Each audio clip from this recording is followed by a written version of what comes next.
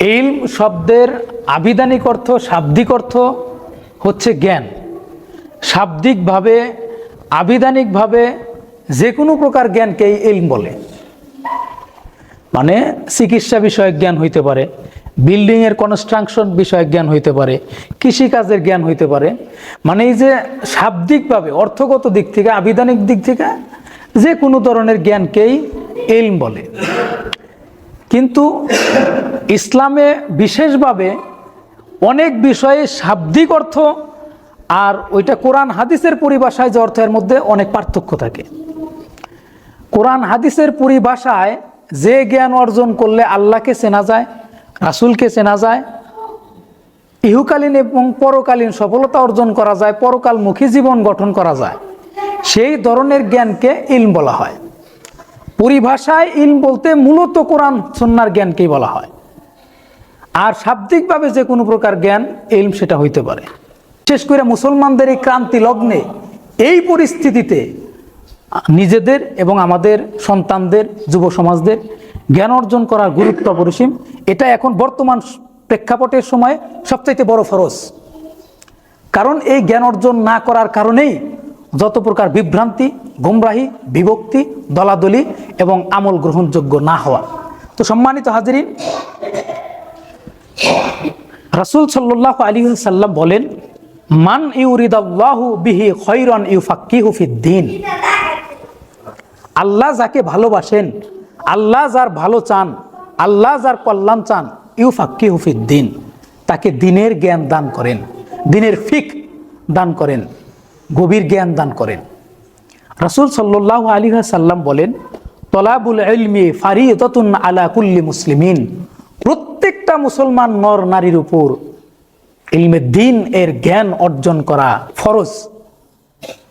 জরুরতে দ্বীন অর্থাৎ আপনার ঈমান বাঁচানোর জন্য, আপনার আমল বিশুদ্ধ হওয়ার জন্য যেই পরিমাণ জ্ঞান থাকা দরকার, এই পরিমাণ জ্ঞান অর্জন করা আপনার জন্য ফরজ। আপনি এই ফরজ তরক করলেন তো কবিরা গুনাহ করলেন। এখন আপনি নামাজ পড়েন, এই নামাজ সংক্রান্ত যে জ্ঞান আছে, এই জ্ঞান অর্জন করা আপনার জন্য ফরজ। আপনি রোজা রাখেন, রোজা সংক্রান্ত যে জ্ঞান আছে, এই জ্ঞান অর্জন করা ফরজ। আপনি ইমানের দাবি করেন ইমানদার, ইমান সংক্রান্ত যে জ্ঞান আছে, এই জ্ঞান অর্জন করা আপনার জন্য ফরজ।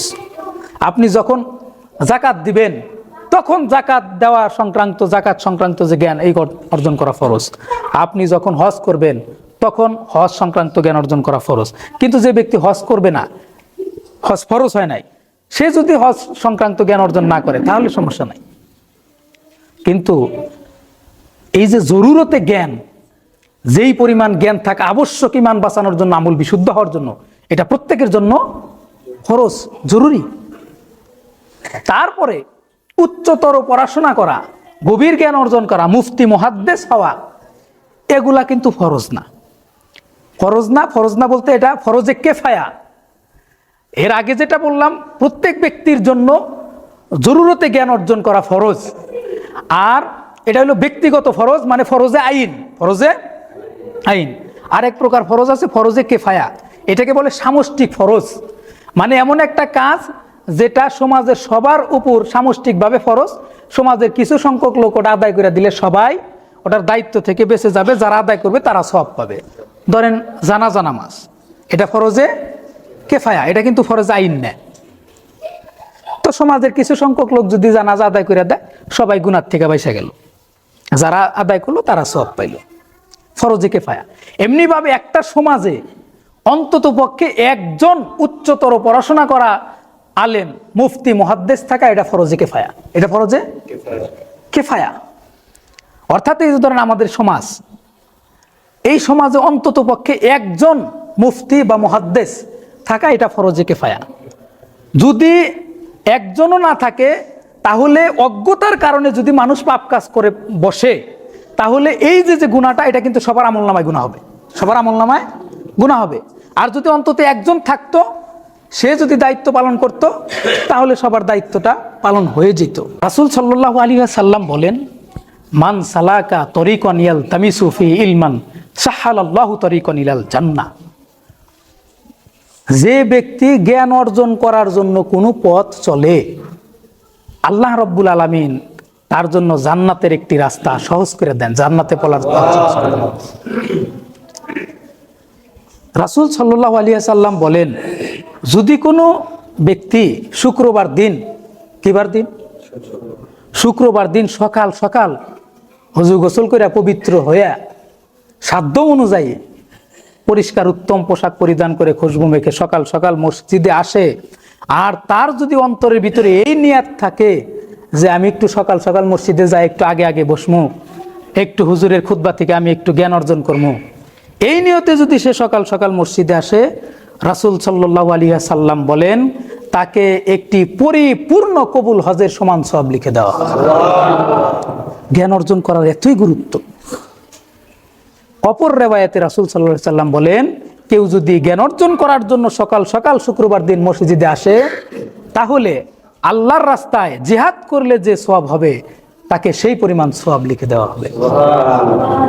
সম্মানিত হাজিরিন, জ্ঞান অর্জন করার গুরুত্ব রয়েছে। রাসূল সাল্লাল্লাহু আলাইহি সাল্লাম বলেন, ফাদলুল ইলমি খায়রুম মিন ফাদলুল ইবাদাতি। ইবাদতের মর্যাদার চেয়ে জ্ঞান অর্জনের মর্যাদা অনেক বেশি। ইবাদতের মর্যাদার চেয়ে জ্ঞান অর্জনের মর্যাদা অনেক বেশি। উদাহরণ দিয়ে রাসূল বলেন, অন্যান্য নক্ষত্রের মাঝে চন্দ্র যেরকম উজ্জ্বল, চন্দ্র যেরকম মর্যাদাশীল, সাধারণ আবেদ মানুষের মধ্যে একজন জ্ঞানী লোক ওই রকম মর্যাদাশীল। সুবহানাল্লাহ। আবার রাসূল বলেন, তোমাদের মধ্যে আমার যে মর্যাদা, সাধারণ আবেদের মধ্যে জ্ঞানীর সেই রকম মর্যাদা। সুবহানাল্লাহ। ইমাম শাফি রহমাতুল্লাহি আলাইহি এবং তার ছাত্র মানে জ্ঞান অর্জন করতেছিলেন, পড়াশোনায় গভীর জ্ঞান অর্জনে লিপ্ত আছেন। এমন সময় তার ছাত্র মসজিদের ভিতরেই ওইটা নফল সালাতের জন্য উঠলেন। ইমাম শাফি রহমাতুল্লাহি আলাইহি বললেন, তুমি যেটা ছেড়ে গেলে, যেটার জন্য গেলে, যেটা ছেড়ে গেলে ওটাই উত্তম। অর্থাৎ জ্ঞান অর্জন ছাইরা যে তুমি নফল নামাজের জন্য গেলে, নফল নামাজের চাইতে জ্ঞান অর্জন করার গুরুত্ব বেশি। জ্ঞান অর্জন করার গুরুত্ব বেশি। ওই বরিশালের যে পীর সাহেব ছিল একজন, ওনার নাম ছিল হলো, উনি একজন বিজ্ঞানী ছিলেন, আজহারুল ইসলাম সিদ্দিকী। ওনার একটা বই ছিল দ্য চয়েস, মহাভাবনা। ওই বইয়ের মধ্যে উনি লিখেছেন যে জ্ঞান অর্জন করার গুরুত্ব এতই যে মূর্খ লোকের ঈমান যেন কচু পাতার উপরে পানি। মূর্খ লোকের ঈমান যেন কচু পাতার উপরে পানি, যে কোনো সময় একটু বাতাসে দোলা দিলেই পানি পড়ে যাবে। ঠিক ওই রকম ভাবে ওই পীর সাহেব বলেছেন যে মূর্খ লোকের ঈমান যে কোনো সময় চলে যেতে পারে। এই জন্য বাবাজিরা আমার, ভাইরা আমার, দিন সম্পর্কে জ্ঞান অর্জন করতে হবে। জ্ঞান অর্জন না করলে ইবাদত গ্রহণযোগ্য হবে না, এবং কি অনেক ক্ষেত্রেই ঈমান চলে যাওয়ার আশঙ্কা রয়েছে।